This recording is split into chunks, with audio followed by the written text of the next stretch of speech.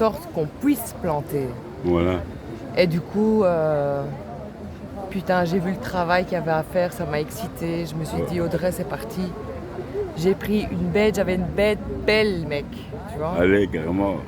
Une bête pelle. Pendant toute la journée, j'ai déterré. T'imagines la profondeur d'une piscine. Moi, les plantes, elles ont besoin d'une bonne terre profondément. Surtout qu'ils voulaient mettre une certaine plante qui est déjà difficile à entretenir.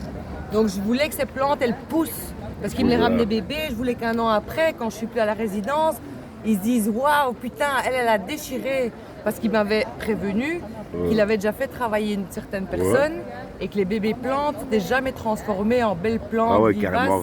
Ouais.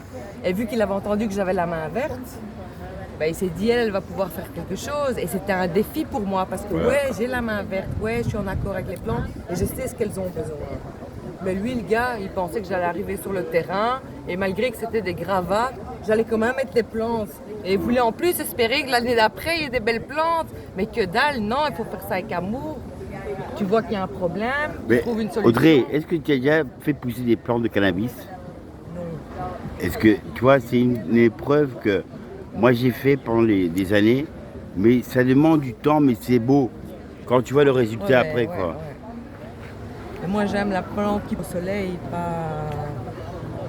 Tu vois ce que je veux dire? Voilà, bon, l'amour ici, de la plante, c'est dommage qu'on ne voit pas la plante. Voilà. Mais voilà, donc on a une très belle témoignage de Audrey qui vous a témoigné son amour et son cœur par rapport à vous, les internautes du monde entier, quoi. Hein. Et tout ça pour terminer par rapport à ces plantes, que du coup, j'ai fait le travail d'une, comment on appelle ça, un métier là, qui va débarrasser les gravats, la construction, je ne sais pas, j'ai fait un travail d'homme. Tout au long du terrain, j'ai fait un mur de tous ces blocs de gravats que j'ai ramassés. Il y en avait pour des tonnes en une journée. Ça formait carrément un mur. Carrément.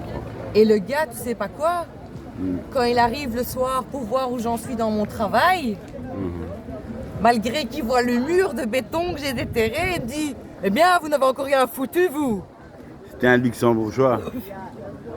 Non mais le gars, en plus je me suis niqué le bras et tout parce que les dalles étaient tellement fortes. Déjà, ce gars il avait la chance que je suis une personne qui fait du fitness et qui avait l'habitude de se lever du poids.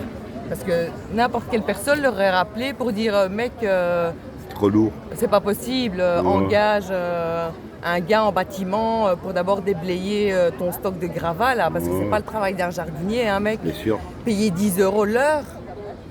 C'est pas cher, hein. Niet overgeten, hein. En tout cas, franchement, Audrey, ça m'a fait plaisir d'écouter ce bon témoignage qui a été tellement réel dans ton cœur et que le monde entier peut regarder un tel témoignage qui revient de la réalité, quoi. Là, on est dans un parc. Vous pouvez voir ici, on est dans un parc. On voit pas bien l'auteur. Bref, c'est le mystère. Merci.